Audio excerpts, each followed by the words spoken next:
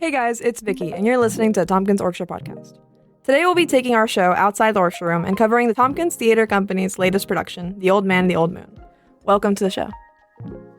Thank you for having us. It's always easy for us. Thank you for having us. You guys want to go ahead and introduce yourselves? We can start with you, Luke. Hello, my name is Luke, and I play the captain in the Tomkins Theater production of The Old Man and the Old Moon. And he's wearing a TTC shirt. That's true. Hi, my name is Reese. I play Matheson in our production of The Old Man and the Old Moon. What's up, guys? I'm Yuna, and I'm a musician. I'm in the band in The Old Man and the Old Moon, but I'm also like in orchestra and stuff. How do we want to go about explaining what's happening on the show? Because why is there a band and why is it not a musical? How about you explain the plot first, but without any spoilers? Like a synopsis. Like that. I've given this plot out to so many different people already. But, so the plot of The Old Man and the Old Moon is that there's this old man, obviously, and he is very, into, this moon. He's really, trying to fill it all the time, and he's become so, obsessed with, like this job consumes him. And his wife is like, can you please go on an adventure with me? And he's like, no, but, the moon. So the wife is like, okay, but we need to go on an adventure. Will you please go on an adventure with me? He's still like, no. And then she just goes on her adventure. And he's like, what? I need to go follow you now. So he ends up on this ship impersonating this captain, this really well-renowned captain that everyone knows. And that's how he gets on the ship. And it's just a big story of, adventure and not letting your job consume you. It starts as a laugh track. Thanks. Wonderful. Now, why is there a band? Why is there music constantly? I'll take that one. Okay. Music is very powerful, and music can represent many things. And I think music is kind of just a part of every human's life as a whole. And, a lot of these songs, were not written for the musical, but rather were written. And then when they were writing this, okay, so the method they used to write this was a devised method. So, What is a devised method? It's like a theater slang? basically, they made it up as they went. That's what it is. Yeah. Topic, It's and then they improv. built around that. Yes. Yeah. think What was the topic topic? was Job like, loss? It could have been. weight gap. We don't even know. Yeah. I think it was about finding yourself over time. Could have Yeah. been. I Could've think been that one like- thing. was Yeah, just don't let stuff consume you. Yeah. period. But yeah. Remember things. So keep talking about how is a devised method. And anyway, at some point in their devised process, with writing all this kind of folklore stuff, they basically just decided to throw in music. It's Yeah. kind of it, man. I don't know. Yeah, it that's serves kinda what it serves good purpose in terms of obviously breaking up the monotony of the show because it's very word heavy, and there is some representative value to the dances and the music too, but it's kind of just fun stuff. I thought it was really fun stuff when I was watching Also, it. ambiance. It's like you're very really true. sailors. Snaps.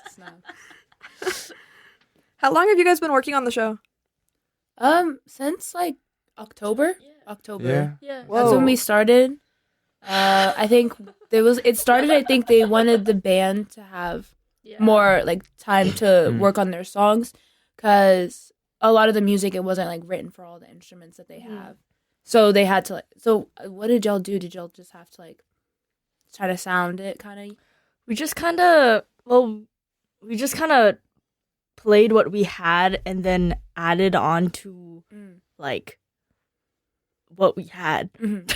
If that makes sense. No, yeah. And we just kept running it until I got okay, and then that was for the songs that were already written or had some pre-made structure to it.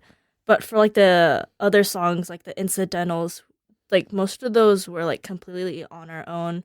So we were just fiddling around, and I think I made some. I think I contributed quite well.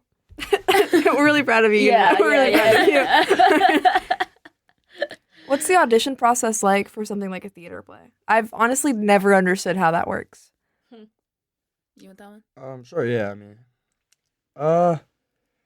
it's not like super complicated. It's basically just, about a week or two before, you're gonna get some material, or you might be asked to read the script, and they're gonna put it out on Remind or something, or it's gonna be up on the call board, and you're gonna have some time to like familiarize yourself with the script, and then when auditions come around, there's usually gonna be like an application sheet.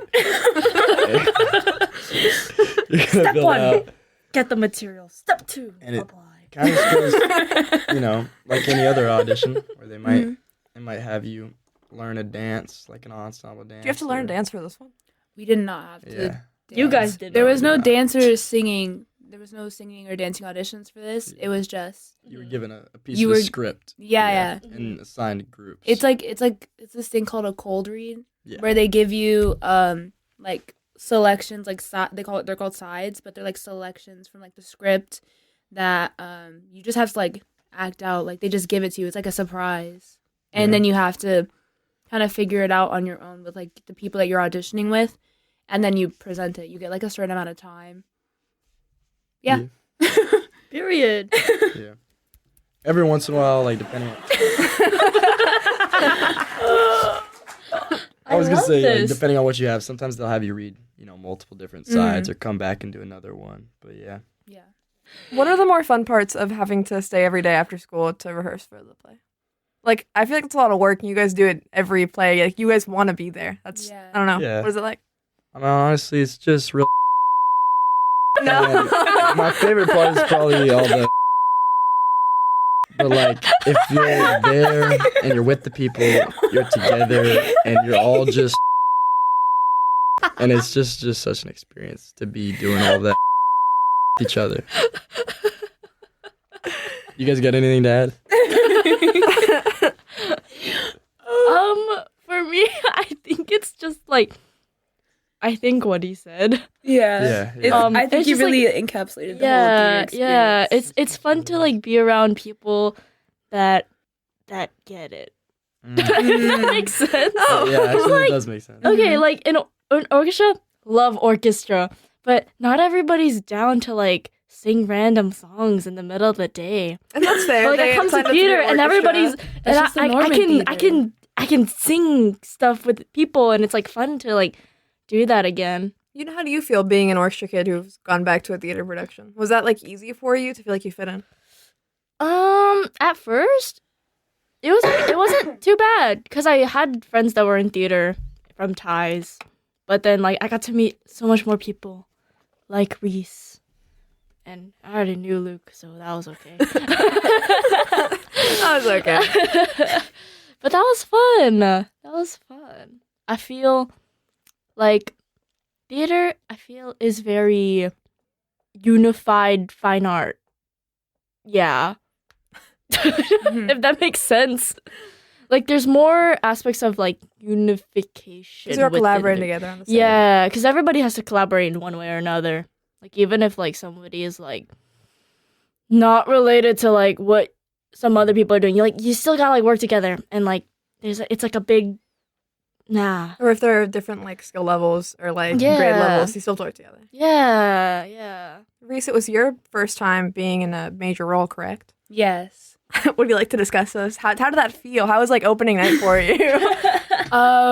Opening night for me was, well, it was not the most fun. I mean, it was just like my inner like thoughts and stuff. I've never had a lead or like a major role ever. It was my first time ever doing that. I remember when I first saw the cast list, Mr. McManus, he handed me it, and I was like, "Ooh, I'm Matheson." But I at that point I had forgotten what I had read in the scripts, and then I went back and I read the script and said, "Oh, I'm Matheson," and I had so many lines to memorize, and my memory is already bad, so the whole process was already really tough for me, and I get really discouraged easily, so I don't know. It was a really stressful experience, but opening night, I was stuck in the dressing room and I was by myself and I was just like, oh, don't mess up. And I just got really in my head about it. But two people like came in and they like helped calm me down. And as soon as I was up on the stage, I was like fine. Like it was fine for the rest of it. And then I think I was just so focused on every mistake I was making, I wasn't having fun. And I think at this most recent show, that's when I was able to like fully like have fun with it. Because I was trying not to focus on the mistakes I was making, and I was trying not to focus on, like, oh, what if people don't think I'm good at this anymore? Like, what if people think I suck?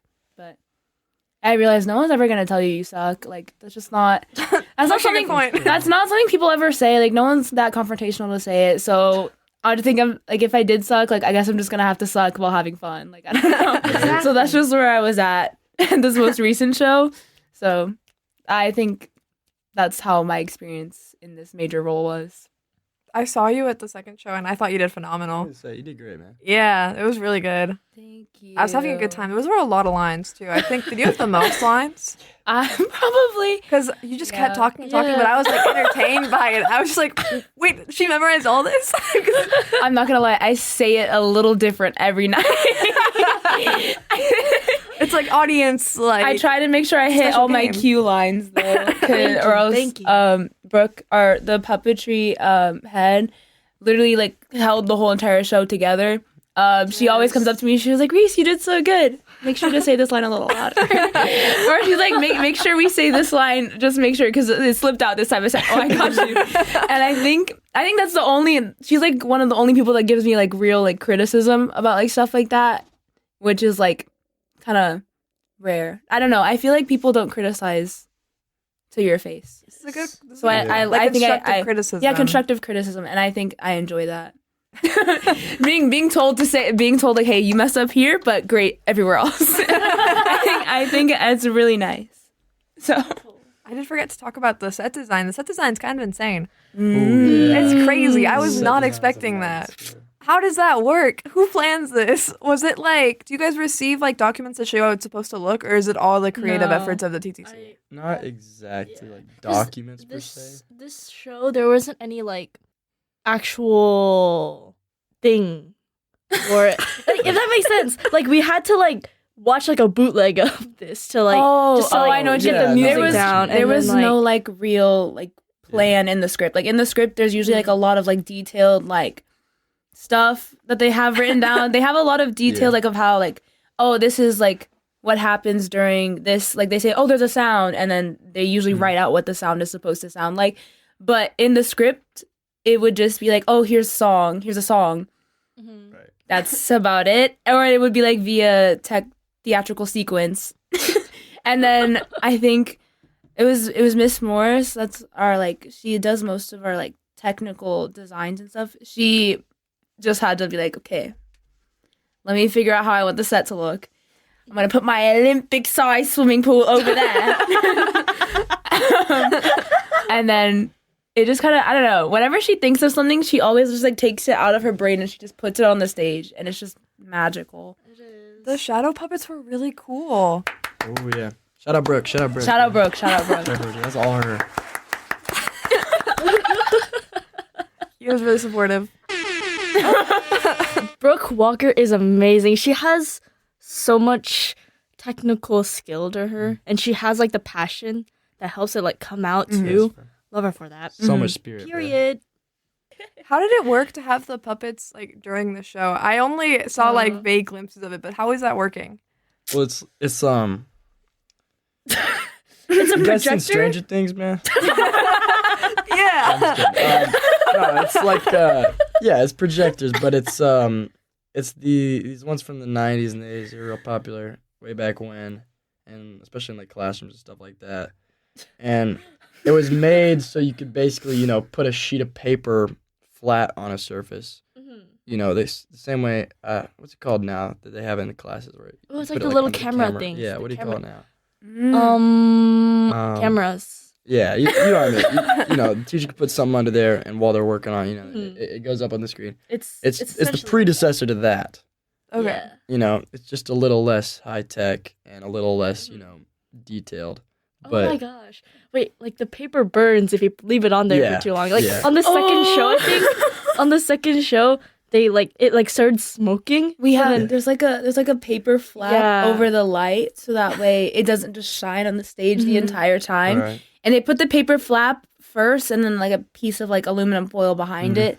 And during the second show, it started smoking. Like in the middle of like a kind of a really important moment. That's okay.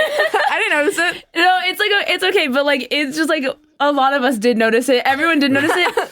So the old man ended up just like going past our lines because he I don't know. It was okay though. We only missed like 3, like 3. It just because we were like, oh my god, the smoke. And then who was it that flipped it down? Was it Jackson. Jackson. Yeah. Jackson Yeah. flipped it up so that way it would stop smoking and there was no fire on stage. It's good someone thought to do that. But yeah. Wow. Oh, but your question was about shadow puppetry. But yeah, that's shadow. It was really cool. I mean, I was kind of fascinated by the whole production. I kept looking at the little puppets. I like the way they moved across too. What about the music? Oh, Vicky? the music, yeah. What else do you want to talk about the music, Why don't you lead us in that conversation? Oh, okay. Okay, well, music, I think we're pretty. I think we're pretty. How do you guys think about the music, right? Because you guys sing and dance to it. I thought it was you great, guys man. don't dance. I mean, Yeah. you do. You dance. Yeah. From time to time.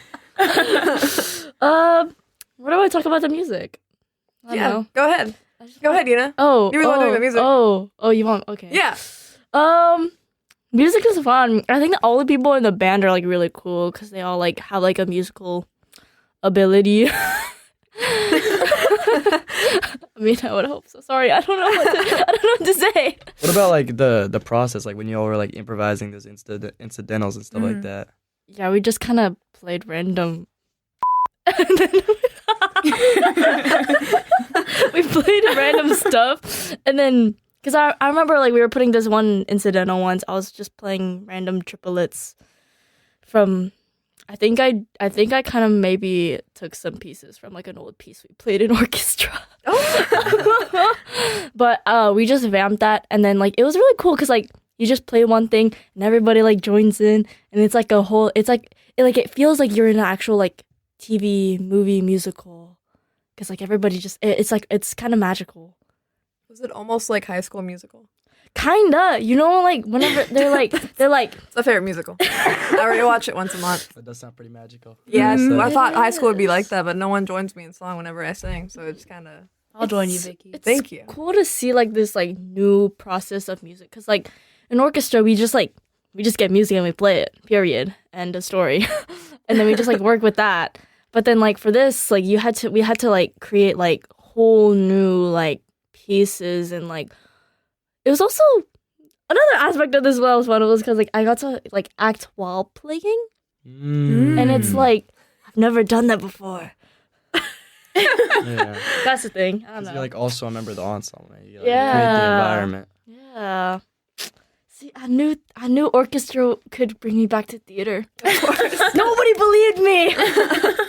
Luke, what was it like playing like the favorite character in the first act? I don't know if I'm like the favorite, but You're the favorite. Don't worry. it was. You're the You favorite. were my favorite. You always came like confident, loud. I could hear you the whole show. The death scene. You're seeing a spoiler. Oh, my bad. Fun character to play.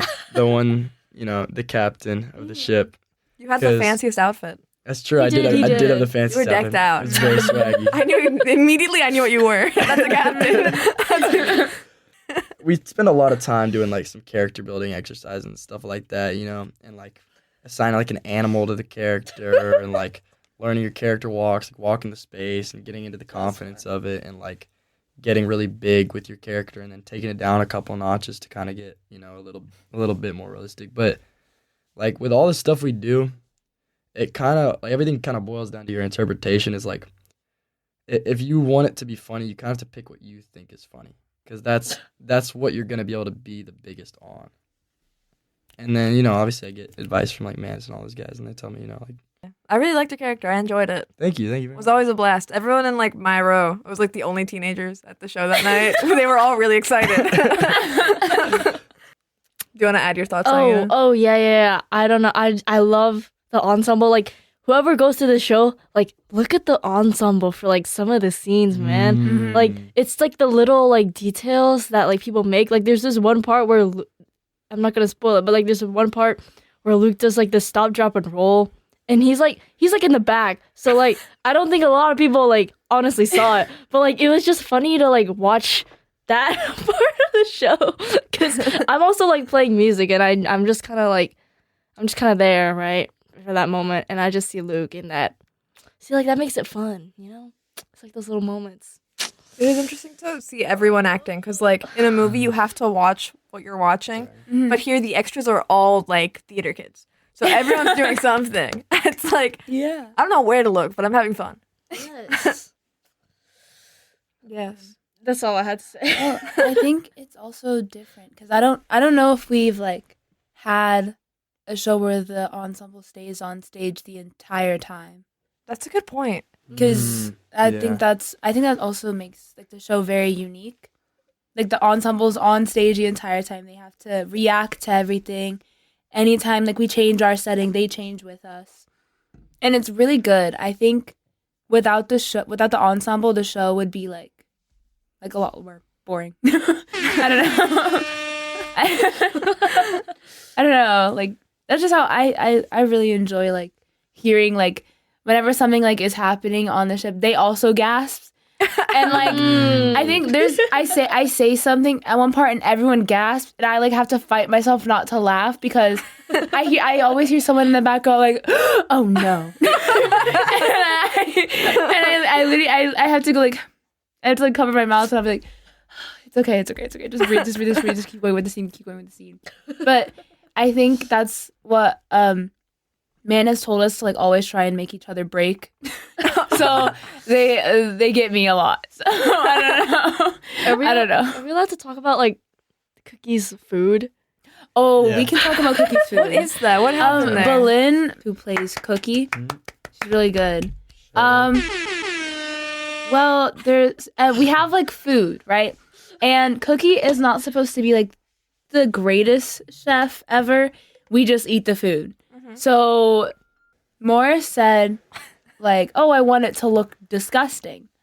So they chose oatmeal. Oatmeal just looks gross. Oatmeal's not horrible. The first night, the oatmeal was just plain oatmeal, no flavor whatsoever. Was it actual food? It was actual food. Yeah. So you guys were actually eating on stage? Yeah. It's like oatmeal chicken in it. But No. That was the second night. The second night they put chicken in the oatmeal.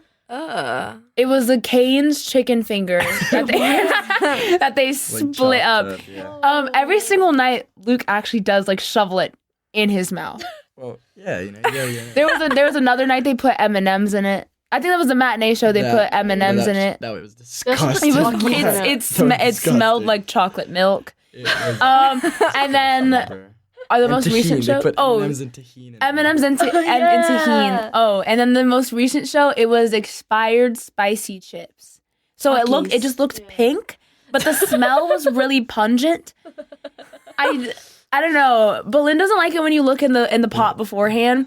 But I always end up looking at it, and either way, if I look at it or if I don't look at it, my reaction is going to be the same. Disgusted. And I kind of just sat there with my plate up, and I was just like, I saw you.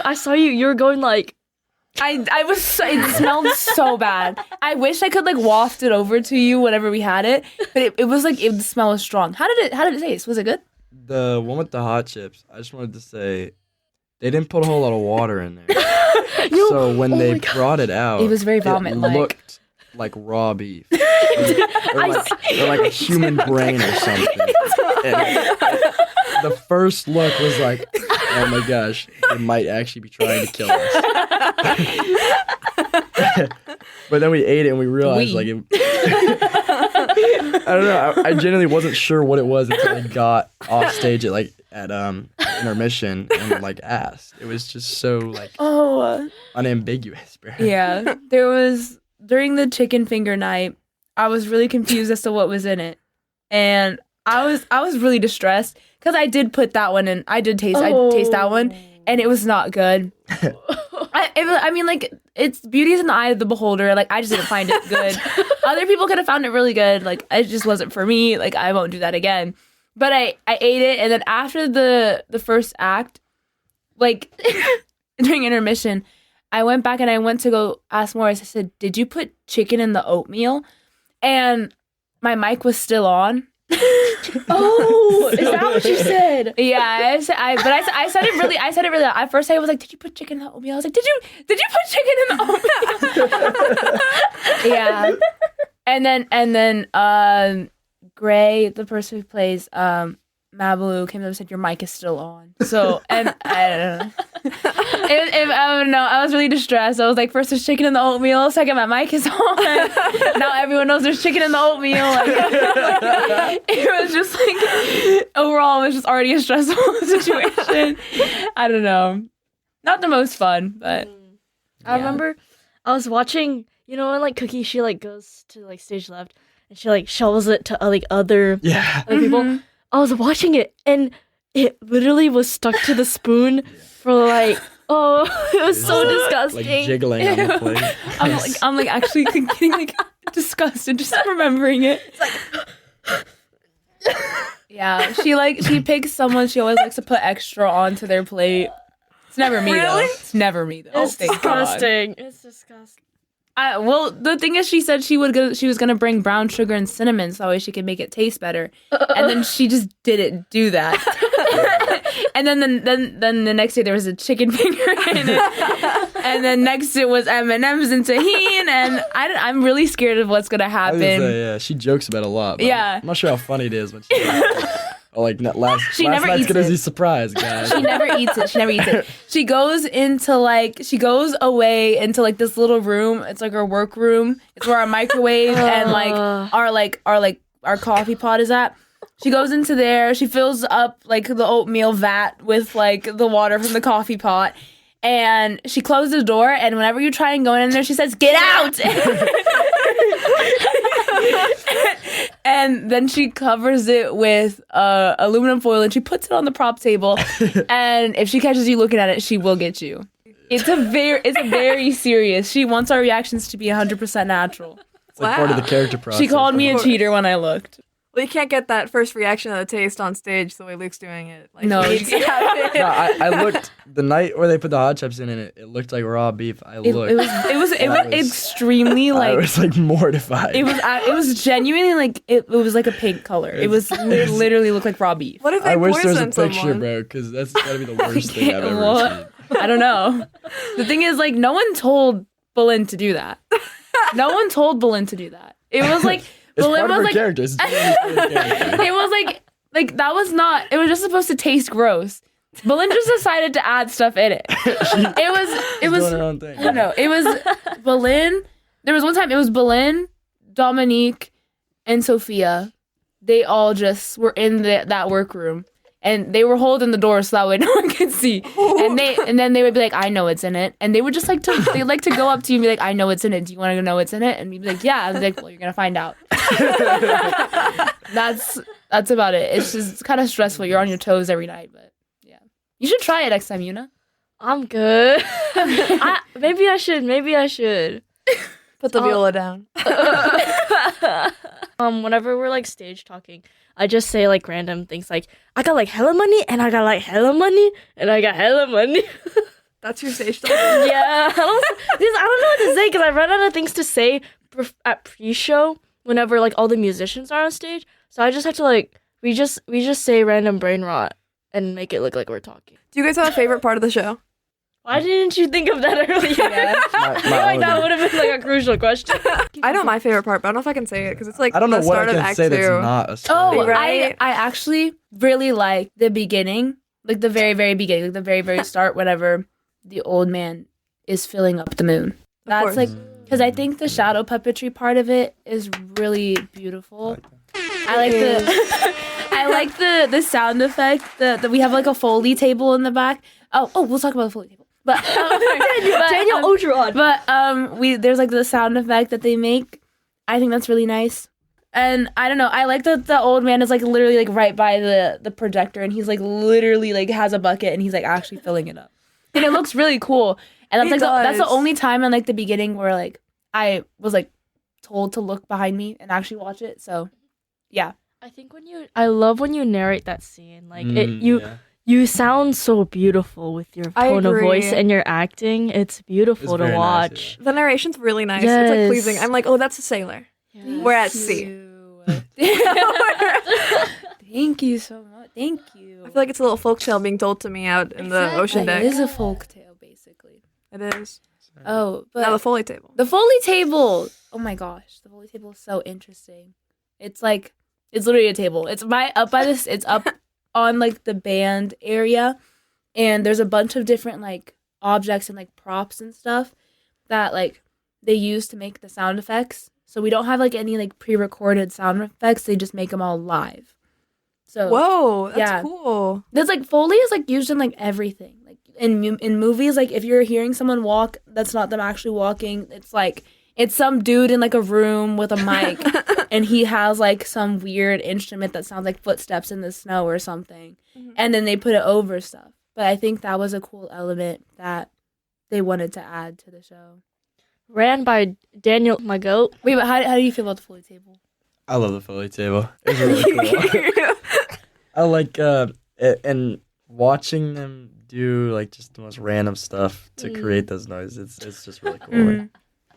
What was your favorite random thing they did? Either they don't do it anymore or they don't do it to the same extent, but when they started with the Foley table, whenever there was like water in a scene, they were literally just pouring water. Yeah, they do that, yeah. I think they do that for the moon. Yeah, I was gonna say. Yeah. And then either they toned it down or they cut it just because it sounded like somebody taking a whiz. But I always thought it was really dumb because they just had like 2 pitchers of water that they were like pouring into each other. I also like the animal sound, like the animal sound effects they do, because that's not like actual Foley. It's just someone in a microphone making a sound. There's a rooster. That one's really good. The dog. At the door. Oh no, that's my No, Foley. that was sorry. The dog Foley. is really good. Yeah. It's really good. It's so alive. It's got a lot of life to it. I think there's a chicken dude, and he like chops something, and I hear in the background, I always hear shing. And I think it's really fun. I think it's really fun. I don't know. I like that the play doesn't take itself too seriously, and I like that we added the Foley table and like added that stuff, so that way the audience doesn't have to take it like super duper seriously. Actually, when I heard all this, I didn't realize it to now, but I didn't process the sound effects. In my head, they were actually happening. You know what I mean? I had no idea there was a Foley table. I didn't even think about like the fact that it would be like pre-recorded or anything. I was just like, oh yeah, there's a knife. The rooster died. It's like exactly what we're going for. They killed a real rooster.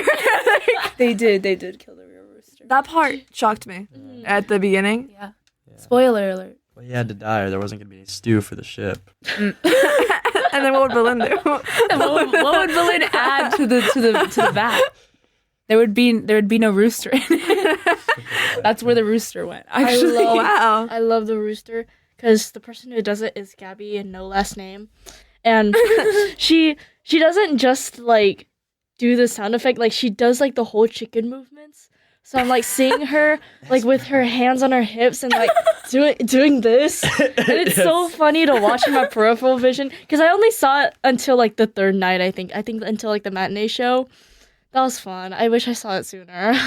Embodies the character. She does. Luke, you mentioned earlier one of the exercises for like getting into your character is choosing an animal. Yeah. What animal did you choose for yours? Me personally, I chose a lion, man. But and like they'll have us like walk the space in these characters, and Reese was actually like leading this exercise. No, Reese, what were you? I was an owl. Oh, I chose an owl. that's so cute. Have you ever seen an owl walk? No. I want you to go on your phone and I want you to look at an owl. Now? walking. Not now. I'm not, like, put it on your to-do list. But Okay. keep going about the line. Oh, yeah. Sorry. And it's like, what she was having us do was like start off, at a certain exaggeration of like embodying that animal, and then, either change that or maybe take it more from like a character perspective. But it was always about, walking the space and then maybe saying a line or like doing something, like getting an action, going to a place, and then switching around your character until you got to a point that was like perfect for the actual show. And it's like, so at some points you might be like literally crawling around on like all fours. There was a lot of people on the ground that day. I was on the ground that day. Me too. What was yours? I was more of like I was giving chimp. Mm. I was giving chimp, but like an aggressive chimp. Oh wow, That's a strong choice. That's a strong choice for a little violist in the back. Why did you choose a lion and why did you choose a chimp? I chose a chimp because like during like the prison fish scene, that's my favorite. That's my favorite part of the show. No spoilers, but like there's like this fish scene. But anyways, like the songs there are like really like intense, and I took that. Yeah, That was also my favorite part of the show. I love that part of the show. I was really shocked when it started. I was like, oh, Act 2 is going to get good. it's a strong start to It Act Two. is. It is. It's very like straight into it. Why'd you choose a lion? The lion was mainly because like Captain Character's not on there a long time, but when he is, he's pretty like one-sided, and it's very like very like big bravado, like these speeches and like trying to get the crew up together and like motivate them. And I was kind of like, what's the most like overconfident, like kind of like overzealous animal there is? And I was thinking like the lion, I was thinking about like the Lion King, where they're like on top of rocks and like roaring and stuff. Like whatever the light touches is yours. Like that's kind of me, man. The ocean is all yours. Yeah. I felt that. Yeah, I felt that. I felt that confidence from my seat. Yeah. Why'd you choose an owl, Reese? I was thinking like owls are very like I don't know how to like describe it, but owls are very inner creatures. Does that make sense? Like a lot of like they're very intelligent. a lot of their movement is like concealed by their wings. So unless they're like attacking, then their wings go out and like their whole body like kind of comes up and like it's just like straight legs. Like I don't know if that makes sense. But like owl, like I don't know, like they make like they're like very like they Intuitive, don't look too. Yes, they're very like thoughtful. They think they're very like wise, and I think my character has like a lot of like he thinks. Like Matheson is a thinker, and like owls like lead with their head whenever they're walking or like they're moving. They like lead with their head and the rest of their body follows it.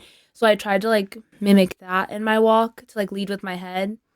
I just think an owl is like more representative of that because they're not super like aggressive creatures. They're not aggressive, but they're confrontational. Like they're like, okay, don't touch my owl babies. Like, you know what I mean? If that makes sense. So I was just like kind of thinking of like animals, like, oh, like what's like not super aggressive, what's not super like. I think it was a really good rah-rah. choice. So I don't know. Like when you said owl, I was like, oh, that makes sense. I have a question.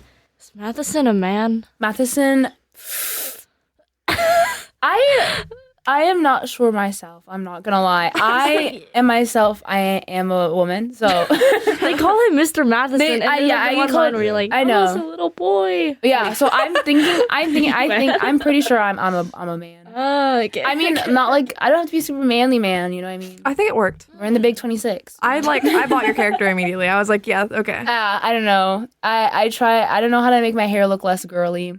I don't know. I try my hardest. Any like last thoughts you guys want to add to the podcast? You know, this exclusive interview. I mean, you guys got any like favorite characters like besides yourselves? I really like. Oh, I think that's a spoiler though. Oh, I worry about that. Yeah, I was gonna say because it's like when I have to That's like, my explain my it, favorite I feel like I'm character. spoiled. My favorite character. He's literally my favorite character, but I can't say it. Oh wait, I'll say my other favorite character.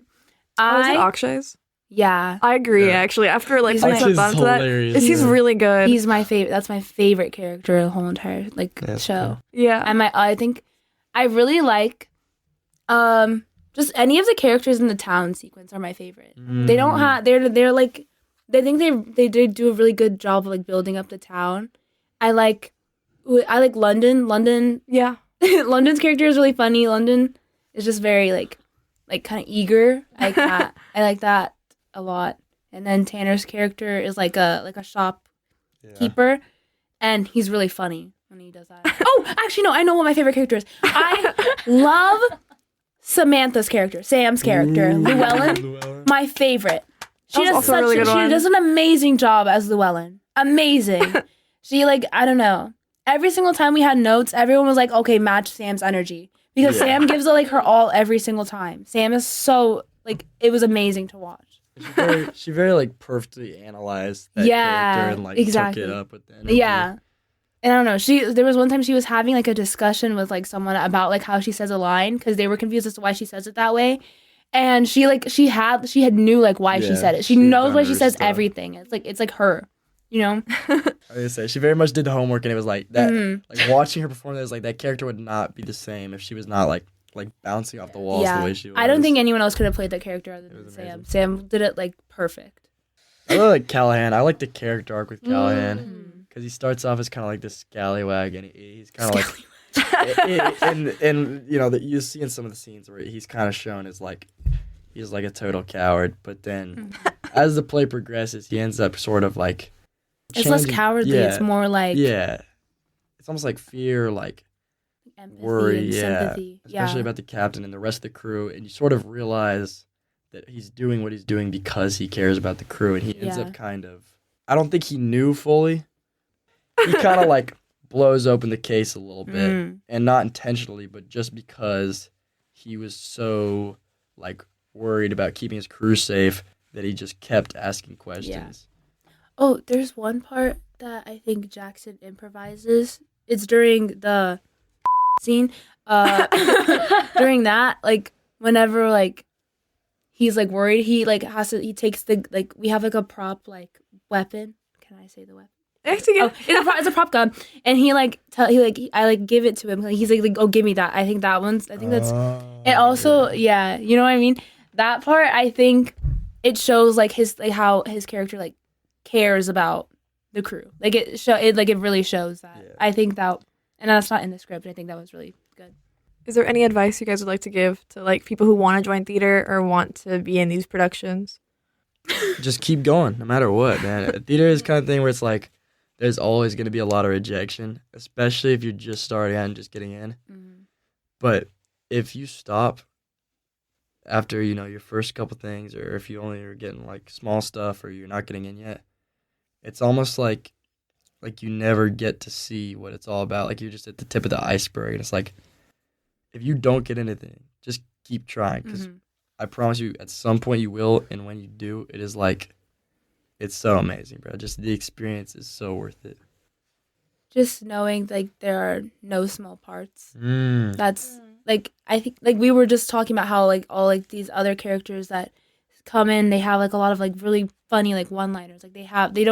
They're not maybe on stage the entire time, but they're usually people's favorite characters. There's no small parts. It's just make it your own, make it the best you can. I think that's what I always say. Also what Luke said, keep going. I think if you don't get rejected, then how are you ever gonna get better? It's kind of just a trial and error, I think. But there's always things that you can do in theater. I think everyone should do theater.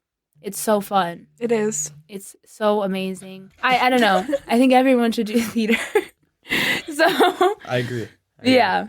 Get into it. Yeah, I did troops once, and I still think about that. Yeah. So you're gonna do it again then? You will think about it. If you like doing something, honestly, do it, unless it's actually life threatening, because it's it's fun to do what you love. That's kind of all I have to say about that, because I don't know, theater helps bring out a big part of me, and it's always been a part of me, because that's how I got into a fine art period.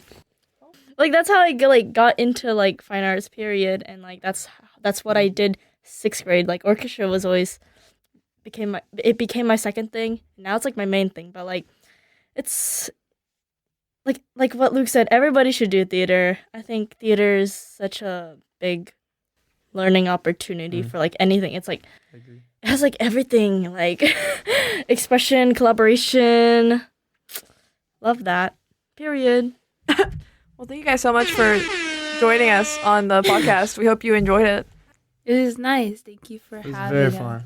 It's a great time. Thank you. Thank course. you so Wait, much. we need to like promote. We need to promote. Oh yeah, promote. We have 2 shows left coming up this Friday and Saturday, both at 7 p.m. You can buy your tickets on tomkinstheater.com or you can try and get a ticket, but who knows, maybe they'll be sold out by then. The goal is to be sold out. There's also course. QR codes on the little sandwiches in the hallway Yeah. and posters. There's posters all around Yeah. the school. They're everywhere. And it was really good. I watched it second night. It was really good. I'd recommend watching it, honestly. Thank you. Yeah. You have to get off YouTube Shorts. What's the title of the movie? I don't remember. It's like it's like the unremarkable life of this guy or something. The Titanic. No.